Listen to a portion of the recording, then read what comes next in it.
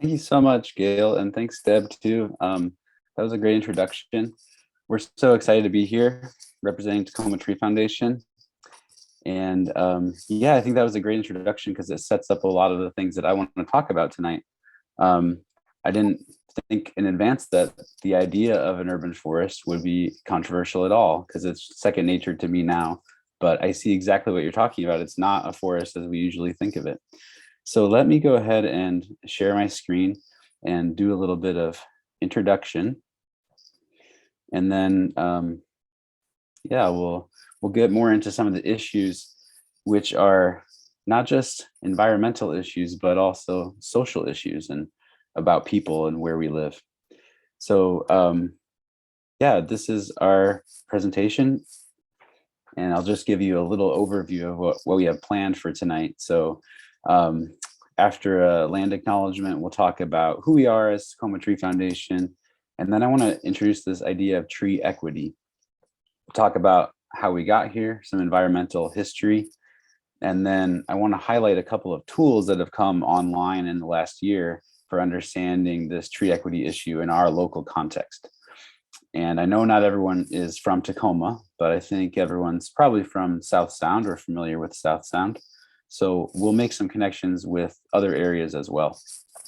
And then we'll get into more about where we go from here and talk about the programs that Tacoma Tree Foundation offers and how all of you can get involved or support what we're up to.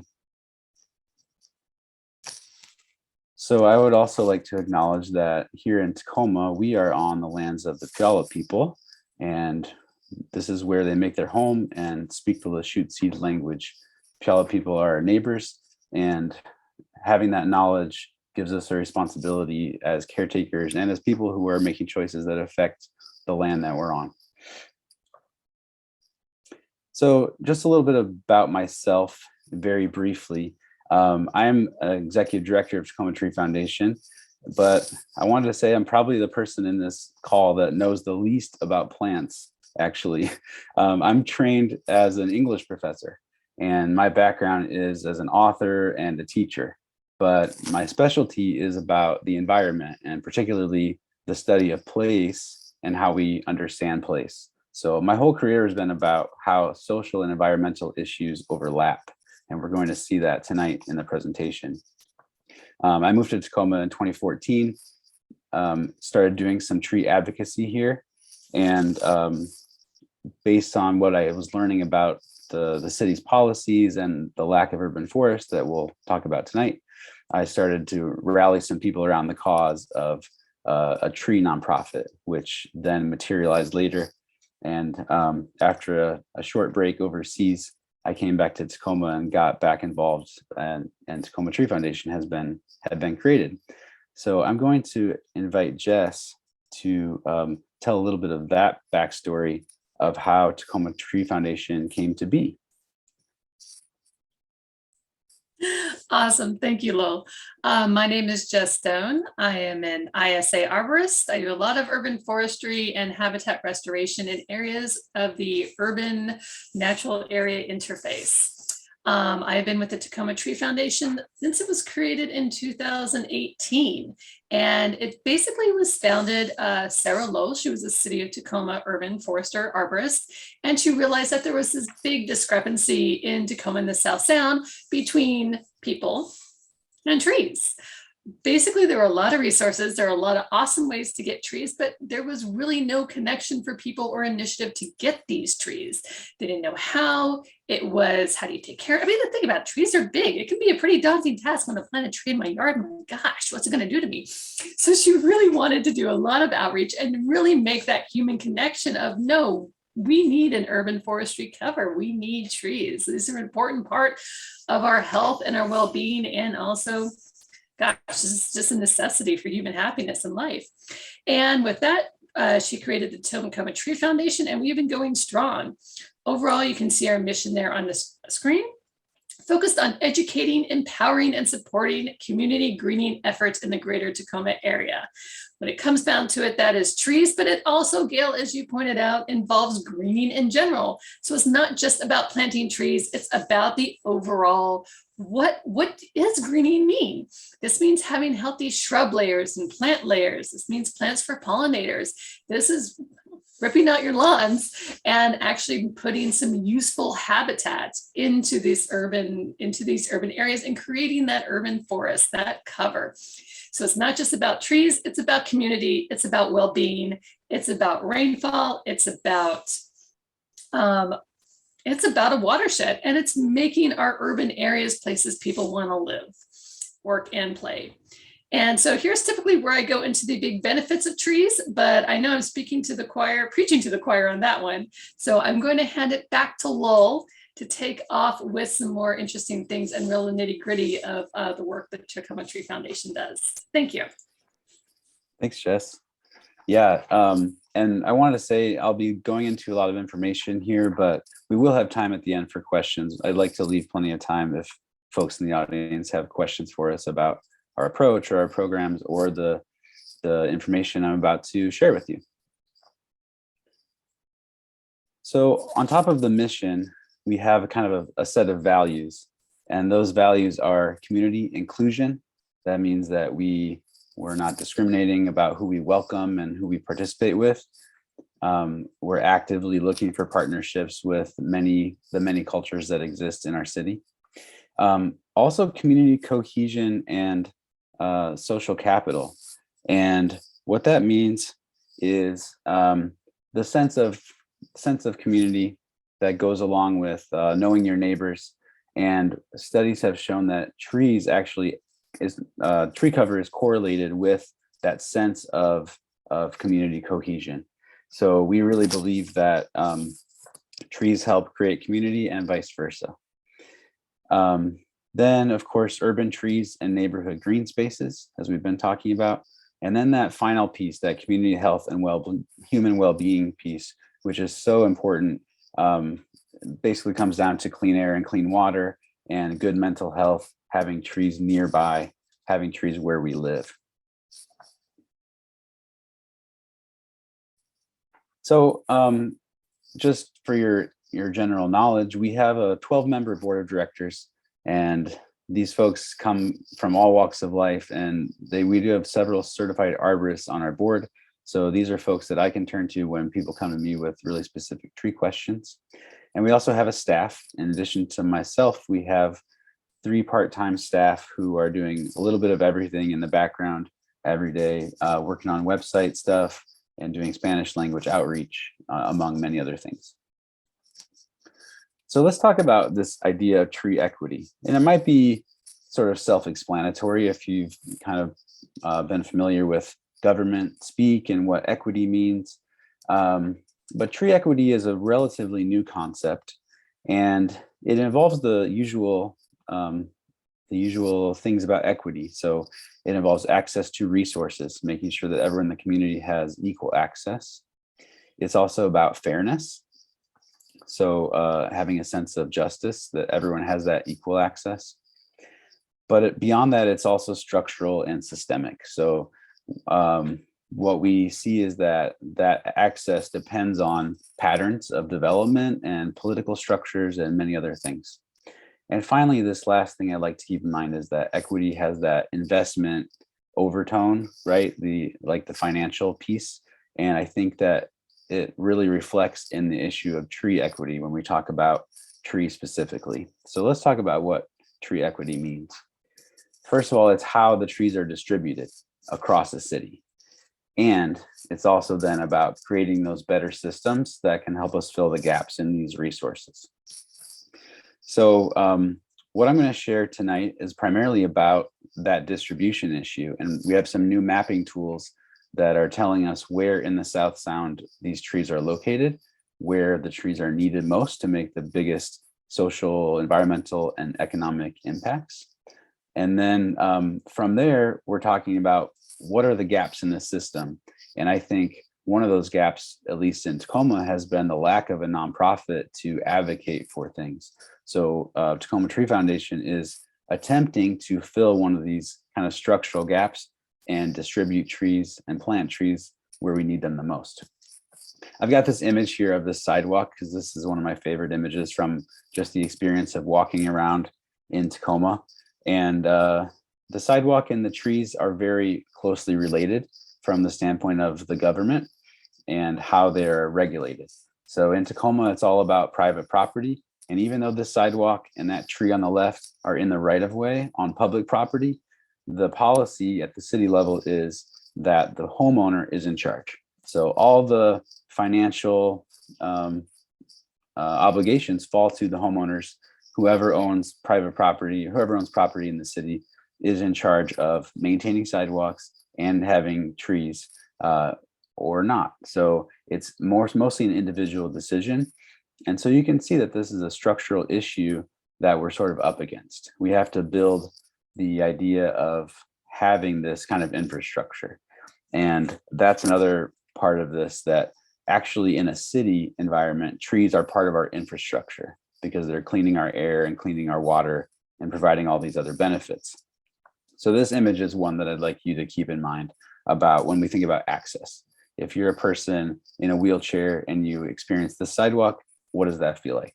If you're a person in a neighborhood with no trees, what does that feel like? It creates different experiences. So overall, I would say that tree equity is about recognizing all of those different tree benefits and then making sure that those benefits are shared by everybody all across the city, all across the region.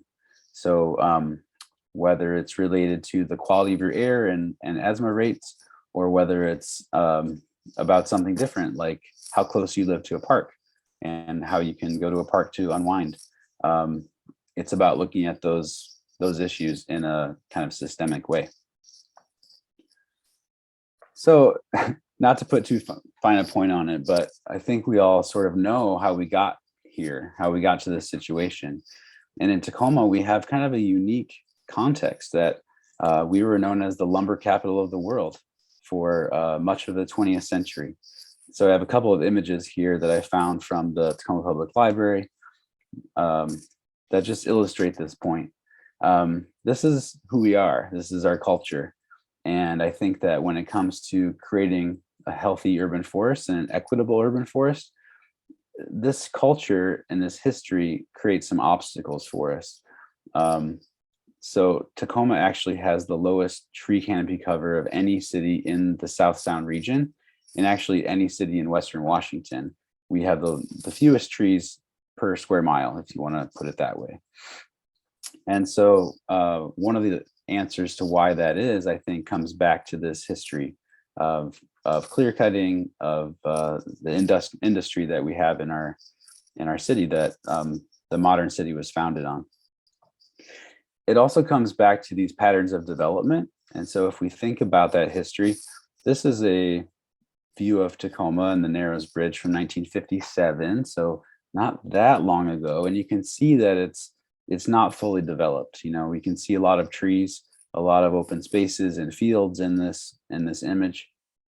And so the way that the city developed was a choice. You know, it was a set of choices by policymakers and citizens. And so in many senses, the forest that we have, or the lack of forest that we have, is due to the development patterns. And on top of that, it's also really important to know that this has a racial dynamic. So this is a map from 1937 showing where the desirable neighborhoods, quote unquote desirable, were located. And this was a government sanctioned map, and this was tied to investment in housing. But what we see is that there's a real strong connection between this particular map of development or of redlining and the current urban forest. And actually the tree canopy really tracks with this map today in terms of where the communities of color still are and where the lack of tree canopy is. So this is an image that I kind of keep in mind as I'm thinking about the work in the community that we are doing. So as I said, Tacoma has an underinvestment in urban forestry. we're last on this list of cities that have tracked their urban tree cover. I just noticed that Olympia is not on this list. I'm not sure where Olympia is in this conversation, but Tacoma isn't dead last, and we're trying to change that. So we have a couple of new tools that I think are interesting for anyone that's interested in this issue of where the trees actually are in a city. Both of these tools I think might be instructive. And so I wanted to just take a couple of minutes and actually show you online on a web browser, because these are both more interactive type tools. So I'll just take a couple of minutes and show you each one of these on my web browser. And the first one is this map from last year put together by the Urban Forestry Department at the City of Tacoma. It's called The Intersection of Trees, Equity, and Human Health. So this is the City of Tacoma really trying to describe and get at the problem that I was talking about the uneven, unequal distribution of trees. So there's some information here about tree benefits and what equity means. They've got the redlining map that I just shared. And this is also interactive, so I can click on my neighborhood here and see that it was one of the undesirable neighborhoods, meaning that it had a lot of people of color and a lot of low income families back in 1930s. And then because of maps like this, that set the pattern for decades to come. Really interesting to explore this map. And then we scroll down and we start to see some other tools. So this is a map of opportunity from the city's equity office. And it's taking all the census data about social and economic things. So family income, people of color, where people live in Tacoma. And you can see that the most opportunity exists in those northern parts of the city of Tacoma. And the south parts and the east side of Tacoma have a much lower opportunity for people in terms of education rates and incomes and all these things. So this is just the equity map, just the social economic data. But then what the city has done is actually overlaid that data with its tree canopy coverage. And so this is the map that really matters to us, which is showing us that the higher opportunity neighborhoods have 15% more tree cover than the lower opportunity neighborhoods. Now, 15% might not seem like a lot. However, when you consider the fact that our total tree coverage is about 20%, when you include Point Defiance and all of our big park spaces, this number is really striking. It means that some neighborhoods have 0 to 5% tree canopy, while others have 20% or more. So that's what we're talking about when we say that the distribution of trees is unequal. There's also more pavement in these lower opportunity neighborhoods. And pavement, of course, creates heat, and it also affects where you can actually plant trees. So this is another factor that the city is looking at. And then finally, we've got data here about the urban heat island. And if you're not familiar with this concept, it just refers to where the hottest parts of a city are. So if you're looking at this map, you see the blue, that's Point Defiance, which most of you are probably familiar with. And then the red spots would be the hottest spots in Tacoma. So this gulch over here on the east side is actually a really hot spot. And you can see places like the Tacoma Mall. You can see 6th Avenue. You can see that these places with lots and lots of pavement and not much tree canopy coverage are hotter than other places, other parts of the city. And this really matters when it comes to summer heat waves like we had last year. And we had people last summer who lost their lives in the heat wave. And all of them that were tracked in a study by KNKX, the radio station, were in neighborhoods with low tree canopy coverage. So this is a life and death issue actually for many people. So this map just gives us different ways to visualize, and it's a really amazing tool. I'm not going to go over every single thing, but you can compare by census block. It's interactive. And so, yeah, it's a really neat kind of a tool. So I will share this with you in the chat. The other tool that I want to share with you is something from the nonprofit called American Forests. And this is a tool called Tree Equity Score. And the Tree Equity Score is going to give you a lot of the same data, but I wanted to show you at a regional level because this map actually covers much of the Puget Sound region. And so you can scroll over Olympia or other cities, wherever you might live in the area, and there might be data for where you live. And that data can tell you where the trees are and where the trees are needed the most. So in Tacoma, for example, I'll just point to my neighborhood. My neighborhood has a tree equity score of 50. I live in downtown. There's a lot of pavement, not very many trees. And what we're trying to do is raise the tree equity score to something closer to 75. So this tool has actually a report that you can look at that shows you the data for the overall city. And this says that Tacoma has a tree equity score of 77, and you can get economic data alongside the tree stuff, right? So going down here, there's a really interesting tool, and it shows you how many trees we would need to plant and how much ecosystem value that would create if we actually planted all those trees. So this is a scrolling bar that you can check out, and it shows you and recalculates all these different statistics related to trees. So again, just an interesting visualization. If you're at all interested in maps, it can be really cool to look at this and to learn something about where you live, to learn about who has access to resources and who doesn't. So again, this map is just another tool, but you can kind of scroll and see where the highest need for trees is. So I refer to this map weekly, basically, as I'm considering certain projects and looking at where we're going to try to plant or where we'll do more outreach in the future.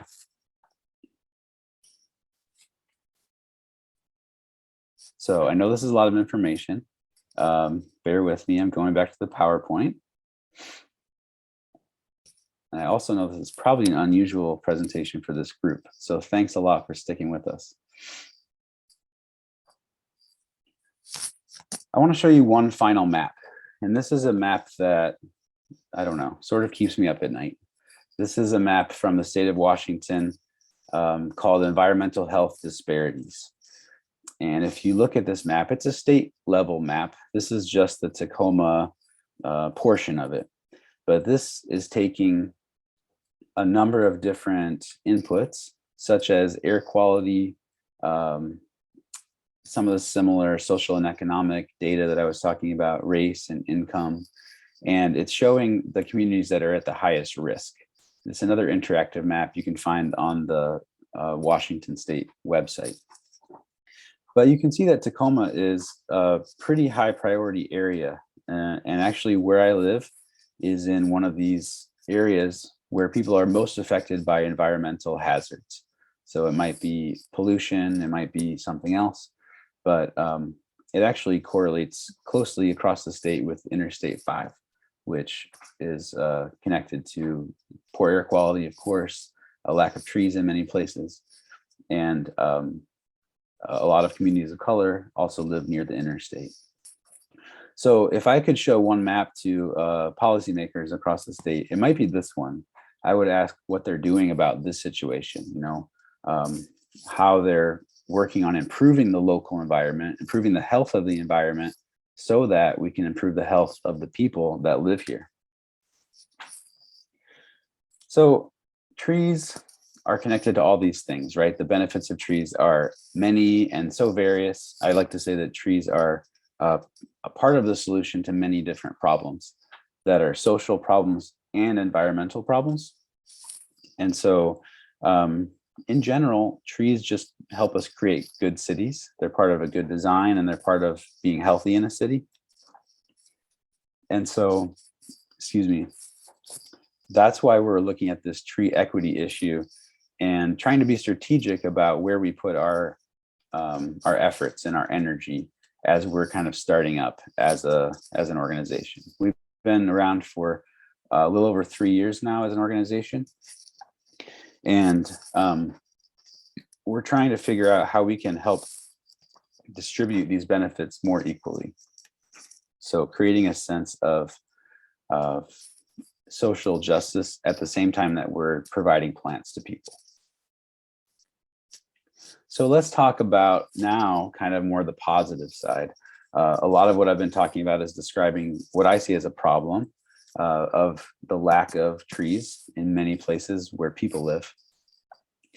And I don't know that I mentioned this earlier, but it's not just these, it's not so simple as the whiter and wealthier neighborhoods having more trees, although that's part of it. Part of the issue is that our tree canopy exists mostly in parks and gulches. So it's those steep slopes and parks where the trees actually are. And we don't have as many trees right in the neighborhoods where people live and where people can benefit the most from them. So here are a few things that we are doing about this as an organization as we confront this tree inequity. We're doing a little bit of advocacy. So a lot of what we're talking about, because it's so structural and it exists at the government level, it requires people to step in and raise their voices and say, we need to preserve trees. Tree preservation is actually one of the most important actions that a city can take to maintain the urban forests. And that's for obvious reasons that larger existing trees just do more work for us. They have more benefits, more shade, more cooling, more air filtration, and so on. And so it's so important for a city to preserve the trees that it has, especially if they're unique habitats like we have in Tacoma and Lakewood, the Gary Oak habitat, Gary Oak special ecosystem that's under threat from development in many places.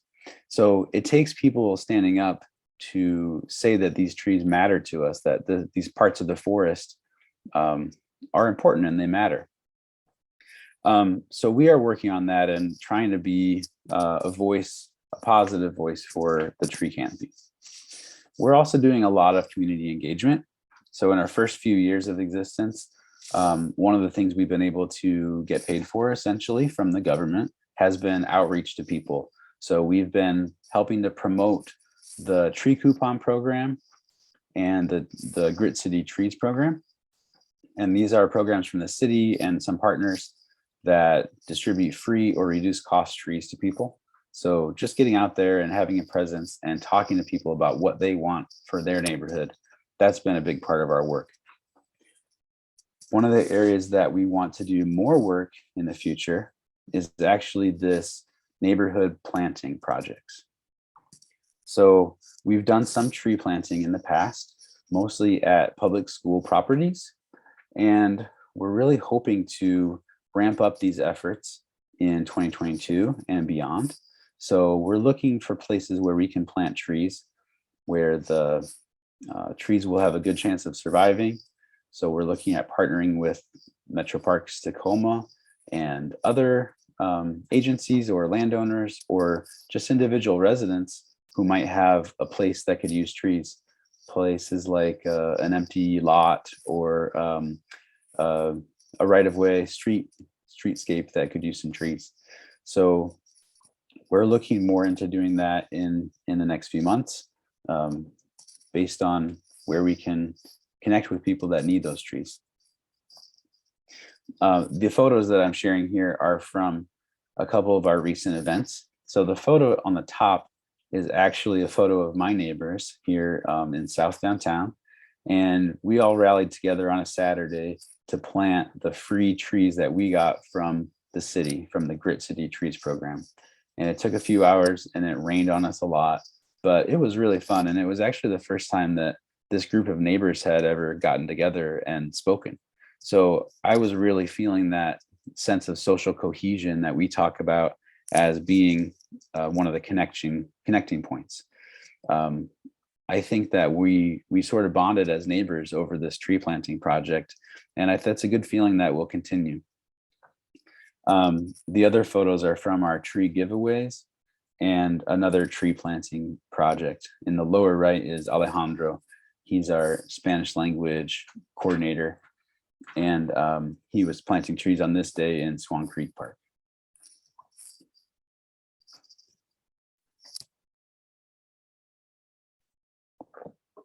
So I thought I would talk a little bit more about our specific programs that we're offering. And this is changing a little bit. I've been on the job just for a few months here at the Tree Foundation, but we have a lot of exciting programs that are directly connecting people with plants and helping people take some action in their own landscapes for what it is that they want and they need for their homes to feel more healthy and beautiful and attractive. So we have some community engagement work that we're actively doing. And one thing that's worth mentioning is this South Tacoma project. We're working with the city of Tacoma, the University of Washington, and the Nature Conservancy of Washington on a project in the mall area. And this project is really interesting because of the partnership that came about. But essentially, the Tacoma Mall area is an area that's going to be developing really fast. And the city's asking this question of how can development and increased housing coexist with increased greening.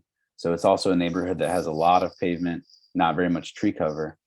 And with these different organizations, we're trying to get at that question, how can we make the neighborhood greener at the same time that it's becoming more dense?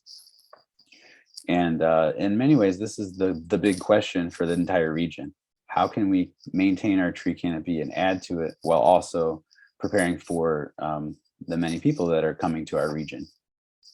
So this is an interesting partnership, and the University of Washington is doing a study on the impact of trees on human health right there in the mall neighborhood of Tacoma.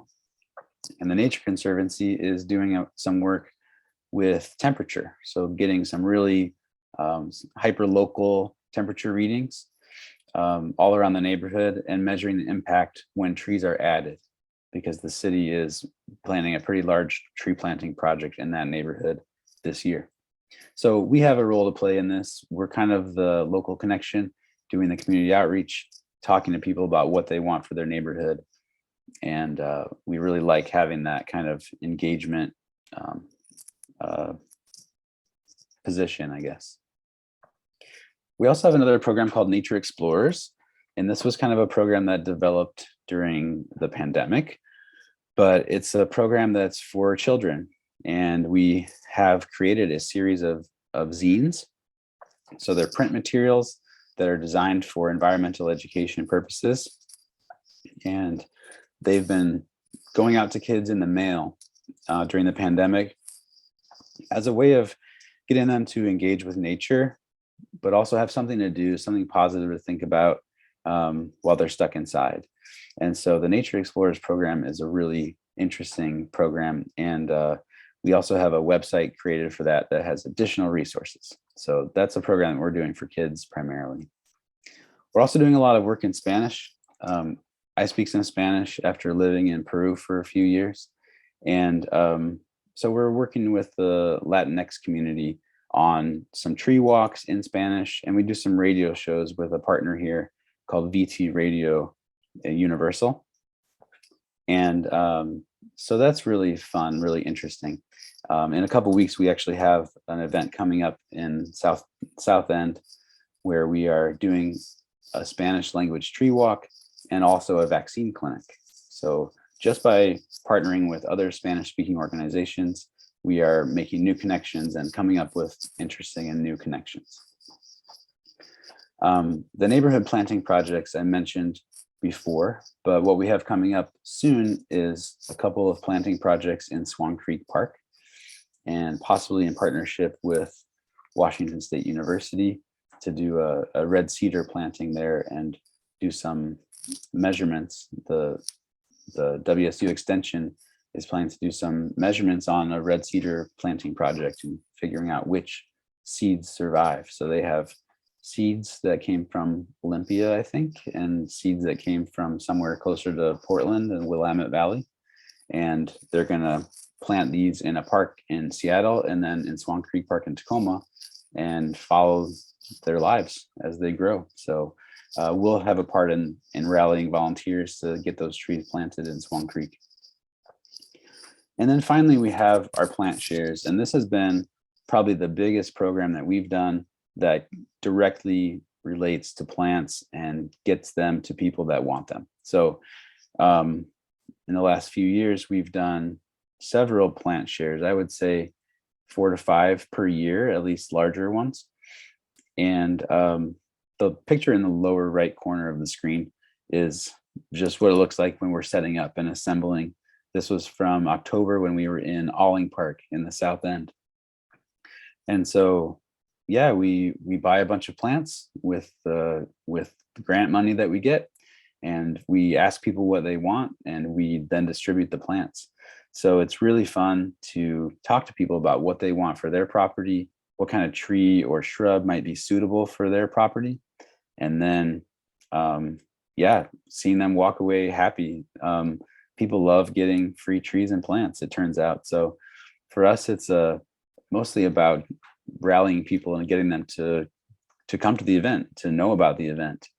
We have many people at these events at our tree shares who were just happening to walk by or drive by and saw that these trees were there and ask questions. How can I get a tree? And so it's really fun to talk to those people. It's fun to connect with people who come back again and again to our plant shares. So yeah, it's a really positive thing. And then we get to talk with people about the need that we have in Tacoma for trees and how they're kind of doing their part. So I like to talk about this idea of the canopy, right? The tree canopy is something that covers everybody. It protects us in a certain way. And when you plant a tree, you're sort of becoming part of that tree canopy. And that's a really positive thing that some people haven't thought about before. So I especially like these Gary oaks that we have. And this is a picture in the middle of the baby Gary oak trees that we potted up a couple of years ago, because these are slow growers. And we also have that special connection to our bioregion, right, with the Gary oak habitat.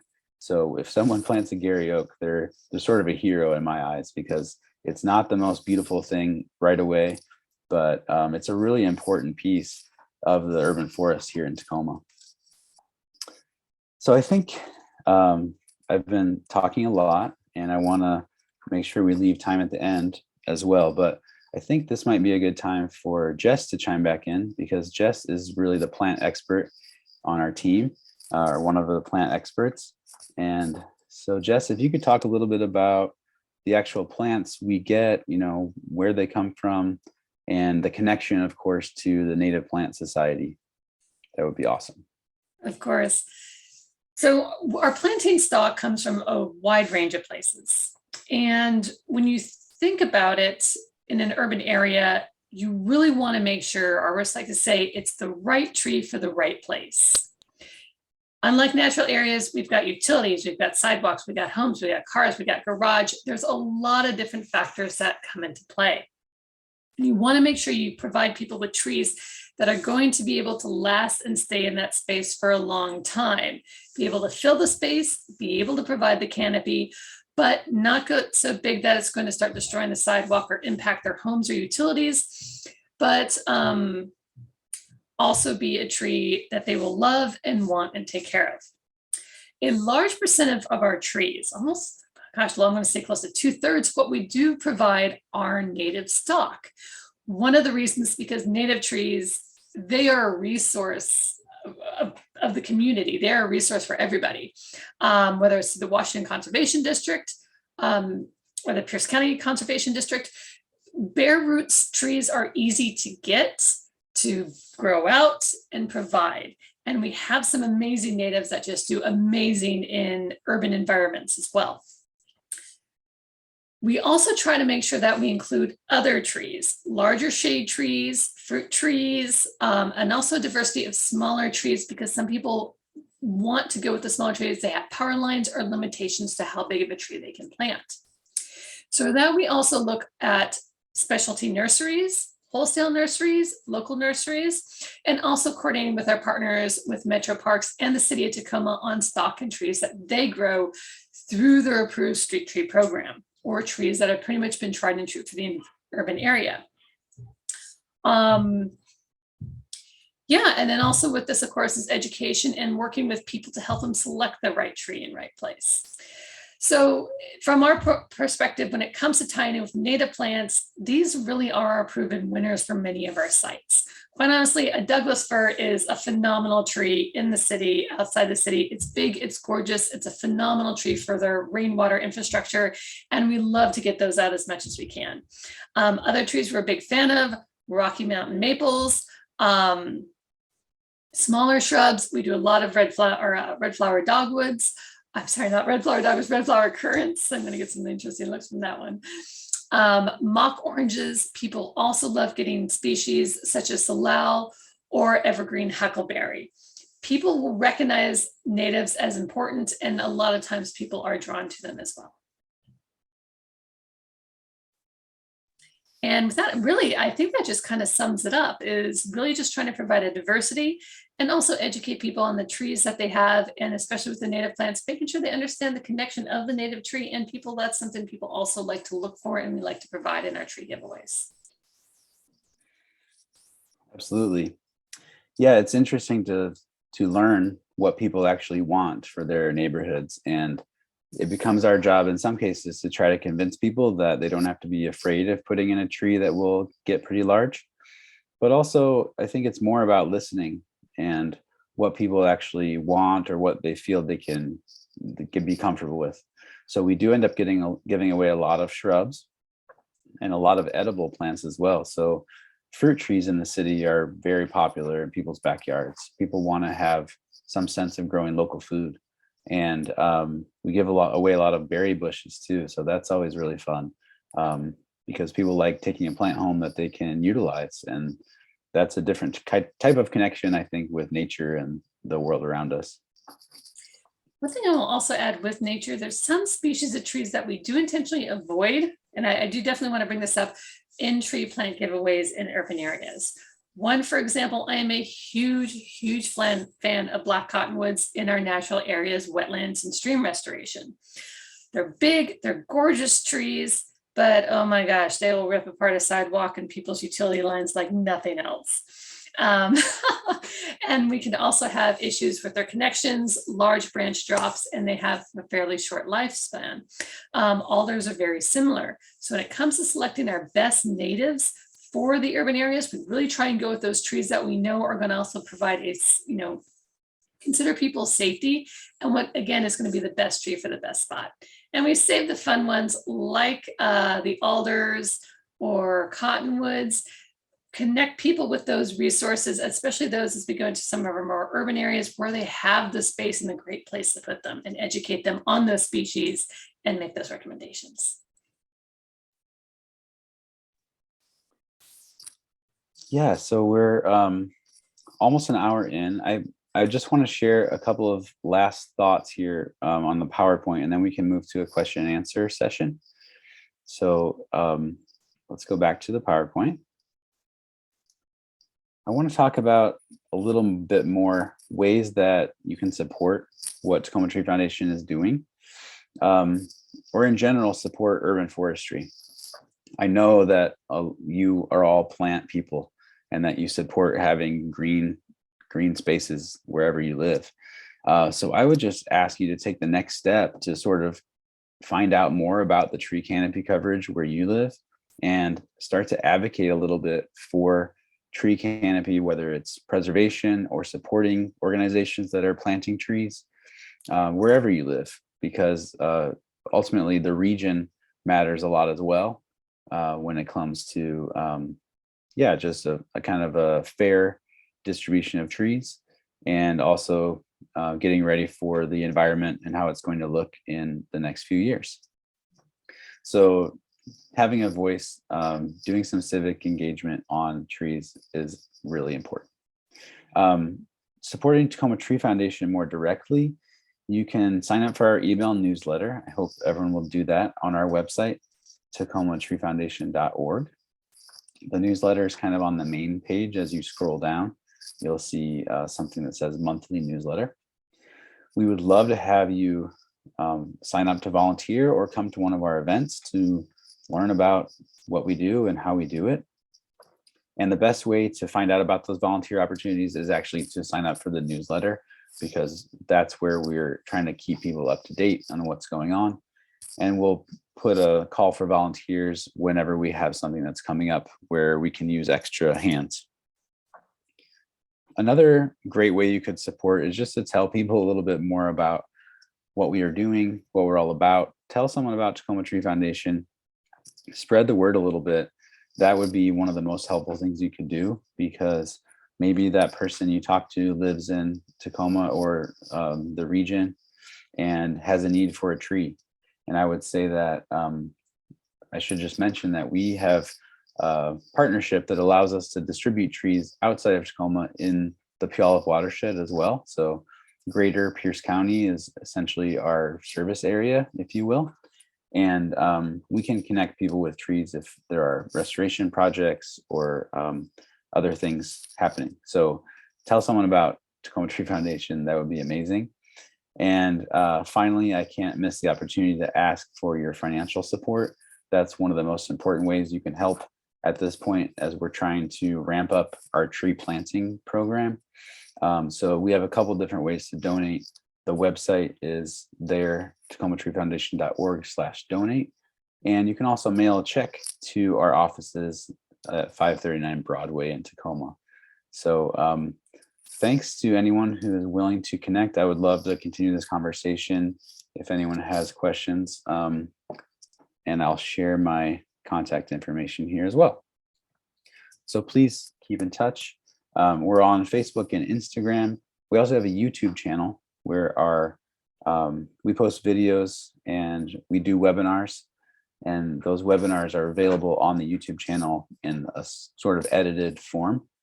And then my email address is there as well. So I think with that, we can turn to a question and answer. And I'm not exactly sure how we're doing the Q&A, but maybe our moderators can jump in here. Yes, I will. So please put your questions in the chat, and there is one there already. So I'll start with that one. There was a question on where in Swan Creek you are planting the Western Red Cedar, and it's like, I think they said north or south. Somehow the question isn't quite right there. Yeah. So the Red Cedar project is a project with the Washington State University Extension, and also this group called Forest Health Watch. So they're talking about the health of red cedars and looking at the long-term effects. And where we've kind of slated out as a spot in Swan Creek Park between the new dog park area and the large open area where there's a new parking lot and some picnic shelters. So it's sort of the southwest corner of Swan Creek Park. That's where it's currently planned. So we're working with Metro Parks on getting that site ready, and we're sort of just supporting the scientists on their getting the trees in the ground so they can do their long-term study on the health of the red cedars. And I think, just for context, their question that they're sort of exploring is whether those seeds from Oregon do a little bit better, have a little bit more survival rate, or better survival rate, versus the seeds that are from here, just due to various climate factors. So that's one of the questions that they're looking at. Assisted migration of native species. More or less. But an important part of that is what's happening is making sure you try out an experiment with the stock to make sure it works, rather than just doing it and not knowing what's going to happen. Yeah, exactly. So the contact person for that would be Joey Hulbert at WSU and foresthealthwatch.org. Great, thank you. There's a comment here, and you can just take off with it. It's part of the, I'm sure, part of your listening to what people ask about. But they were talking about lots in Tacoma being affected by being devalued if there's trees that are blocking the views. So, and I know in my neighborhood, my neighbors cut down all the trees because they don't want their views blocked. I find the birds in the trees being quite lovely. So how do you address that issue, or what's your thoughts on it? Yeah, I have run into this one before. If possible, there's actually some great pruning methods that you can work with people to preserve trees and also create the viewscapes you need. It's almost like using your trees to frame your views. And a fun way to do this, if you ever go through Point Defiance Park along Grandview Drive, Parks Maintenance staff have actually done this in a couple locations where they did not remove trees for views for the water, but actually selectively prune the windows so you can see through it. So part of it, of course, is education, but a lot of times property owners don't do that. They just know, hey, I don't like this tree, it's blocking my view, I would get a lot more money, so I'm just going to have an arborist, unfortunately, or a tree removal company come out and take it out, and no questions are asked. And then they have massive slope erosion, blackberries come in, and then things start sloughing down. So it's part of it is education, that material is out there, but it's kind of a slow process of trying to do this outreach and work with staff, but we can't really force that hand when tree removal. And Lowell, maybe you can also point on this when it comes to Tacoma code, it's also building, not so much the building code, but the tree removal code. Some areas are critical, wetlands and steep slopes, which makes it illegal sometimes to remove these large trees, or you have to do it with, you're required to have a assessment verifying that these trees are hazard for removal. Not always enforced, and the code could be strengthened. Yeah, that's exactly right. So the views are one of the biggest obstacles, I think, to having trees in Tacoma. We have great views in many places. But yeah, as far as the codes go, it's essentially legal for you to cut down a tree that's on your property for almost any reason. So you technically have to get a permit to do so, but if you don't get a permit, there's really no enforcement on the tree removal thing. So people cut down trees here for all reasons, including views. And if you put in a permit request for tree removal and said it was for your view, it would probably get accepted because it's not the reasons, it's not really robust. Now the city's working on that a little bit to try to make it a little more difficult to remove trees and incentivize planting, but it's a slow process. I think, yeah, it is a heavy lift. This kind of goes back to the culture thing that I was talking about, not just the culture of deforestation, but a culture of that thinks that a good view is one without trees. I don't quite understand that. And I don't quite understand removing trees for your property value either, because all the studies say that properties with trees have more value. So yeah, it's something that we work on, something that we deal with regularly when we're out in the community talking to people. And unfortunately, with Tacoma's regulation policies, it's really up to kind of the goodwill of the property owners whether or not we have a tree canopy. Thanks. Are dwarf trees considered part of the tree canopy, or are they too small to be considered? Yes, they are considered part of the tree canopy. And one of the reasons that they are is because if you look at how much of our area contains overhead power lines, the only thing we're going to fit under there is a dwarf tree. So trees that are under 20 feet in height, yes, do get considered part of kind of that green. And Lowell, if I'm misspeaking, please, help me out here. But yeah, no, dwarf trees, things under 20 feet. And that's kind of what makes urban forestry a bit difficult is I loathe tree topping so much.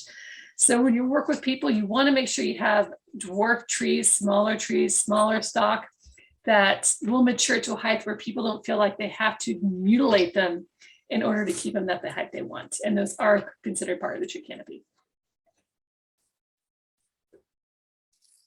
Thank you, Jess. Okay, we're back to the Western Red Cedars. And I think this is a broader discussion too that will be great to hear your input on. If Western red cedars are dying in the South Sound, is it wise to be planting them now? I suppose this is just one thing that you must be considering climate change in your choice of trees. So how do you make those choices? Oh, I'm glad you brought this up. difficulty. I'll say a little bit first, and then you can jump in, Jess. The way that we make this decision is that we want people to decide for themselves. We try to give them all the information that they need to make a good decision, and then go from there. So we do offer red cedars at a lot of our plant giveaways, and people do take them. It's an iconic tree. It's a beautiful tree for our area. But they are struggling, I think, more so in the cities than out in the natural areas. But this is one reason that's really fun and interesting to work with Joey at Forest Health Watch, that he's studying the red cedar dieback specifically. And he's interested in working with us more on finding out more about the problem, doing community science to figure out where the trees are and maybe what some of the causes are for the dieback. But again, it comes down, for me at least, let's give people the options. You know, even if a certain tree seems to be struggling, it doesn't mean that that particular plant in someone's pot that they take home will not survive. And I think we're going to need red cedars to be part of the urban forest for a long time. And it's not just Western red cedar. I'm finding that those, if they're in an area in well-drained soils, a lot of the cedars I'm seeing out in Spanaway, South Hill, they are not making it. But then you turn around and you go into, just go a little further down, find yourself near a creek or a ravine, and they're doing incredibly well. And you have the shaded cover that's going to support cedars. Very similar to what we're seeing with Western hemlocks and also big leaf maple, if people have been tracking that one with the big leaf maple decline. It's not tied what we think from any bug or any insect or disease, it's people. So again, it's making sure when you provide people with trees, you support them with the education. We don't want to lose these trees permanently from our landscape. So it's important to find those places, identify them, and know them where's the best places you can plant them so that they'll be here for the future as well. And we should also mention the cultural connection with the native people here. Red cedar is such an important tree for the Coast Salish people. So we want to be involved and be part of keeping that tree around.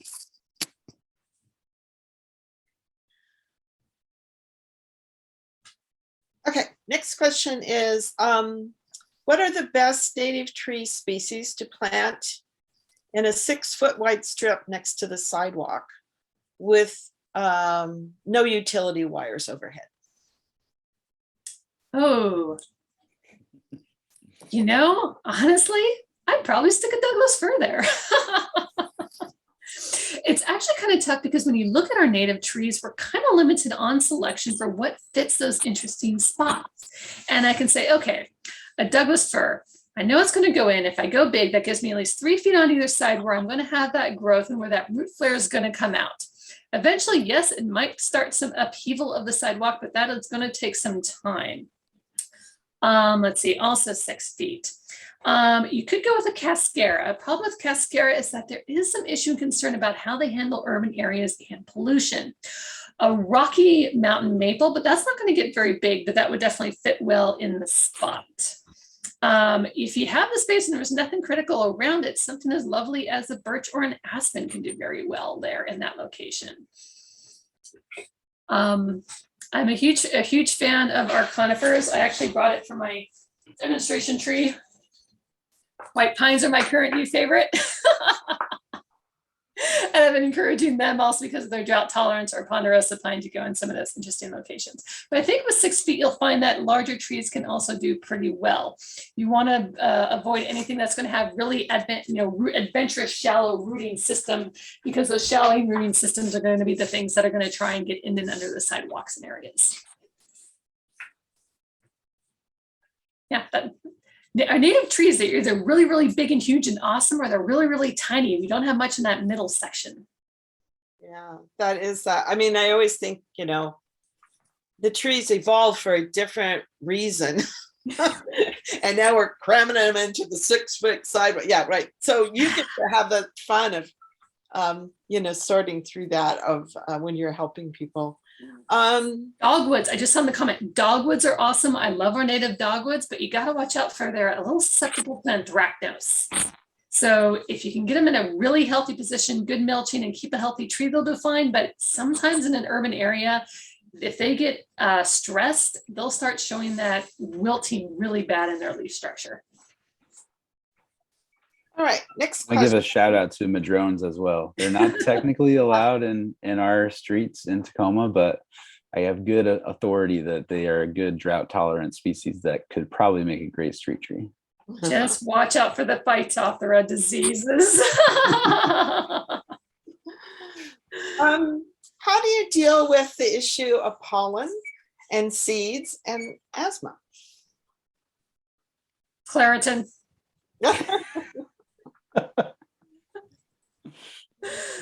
Next question. Yeah.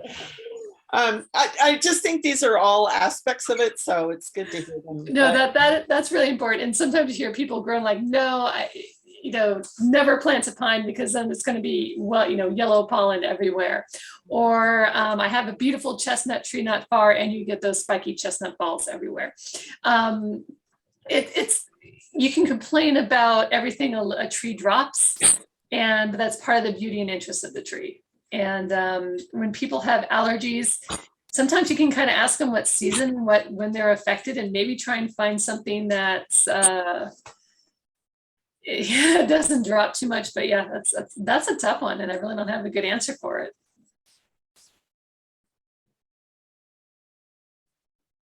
Right.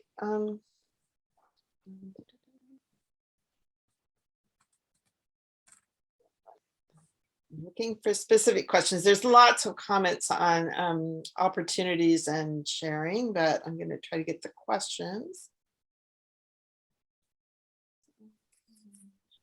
We'll wait on that one. This is going to be for me because I work in prairies restoration more. So when we're looking at these maps and dealing with that, our area, had a lot of prairies. How do you guys deal with that discrepancy of the use of the land in the previous time and current time? It might not just be prairie specific, but, just kind of that overall broadness of how this area sort of was intended, or not was intended, but was utilized, and then differences now. Just the other day, I was out pulling trees up, which I always thought was interesting, as I grew up in a desert area and trees were precious. And yet when I moved up here, I found myself weeding trees quite a lot. So can you talk about that sort of differences of, place and use, and how you address that maybe a little bit? The Pacific Northwest prairies are very amazing. And I also do prairie restoration. And of course, one of the things you're out there doing is pulling your Douglas firs to keep them out of your prairie system. One of my favorite things to rely on is the DNR ecosystem maps. And it's a full series, basically all of the ecosystems in Washington, and they give you a template of, here's an oak prairie, here's the riparian area, here's a mixed Douglas fir dry, so mesic dry, here's a Douglas fir mixed western headlock mesic wet. And you can pull that out, and when you look at your urban area, kind of see, this is what this was. Historically, this is what this area looked like. And it really does give you a kind of a roadmap or an idea of what things could look like if you have the space to maybe do that soil amendments. Here's what the light structure or the soil structure was supporting beforehand. And we know we're not going to be able to fully restore that, but it does provide you kind of an idea of the potential a site can have, the soils, its proximity to the water, the heat, it's yeah. So you may not be able to fully replicate it, but it gives you a good idea of what the potential is. Yeah, that's a great, I think that's a great input for everyone. You know, sometimes when we're told, you know, here's my specifications for an area, there's so many other variables that are not addressed, and the soil is, yeah, a key one. All right, well, most of the rest are comments.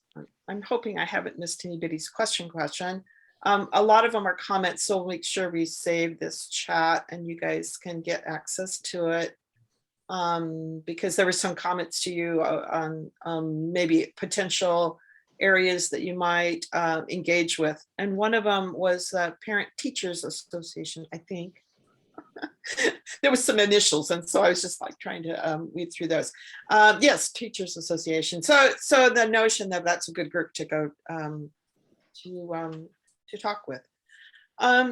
So I'll send you this, but I really appreciate you guys both coming and sharing and helping us understand new concepts that are coming to us as we're becoming a community that cares about both our kind of native lands as such, and also the communities we live in. So thank you. Thank you. And I'll now turn it over to Deb, unless there's any, she might have a question or two, I'm not sure, but I'll turn it over to you, Deb, to Okay, thanks, Gail. And thank you, Lowell and Jess. Fabulous presentation. I really appreciated it. It's wonderful work that you're doing. And we're in the process of working on an MOU with Tacoma Tree Foundation and the South Zone chapter of the Native Plant Society. And I'm looking forward to a really good working relationship there going forward. So it's really fun to learn more about what you're doing. Thanks. Yeah, we're excited about this partnership as well. Anytime we can have FaceTime with really plant experts is really exciting. And I know that all of you are advocates for trees and plants where you live. So thank you very much. Great. All right, thanks. So Gail right now is, she's admitting everybody as a panelist.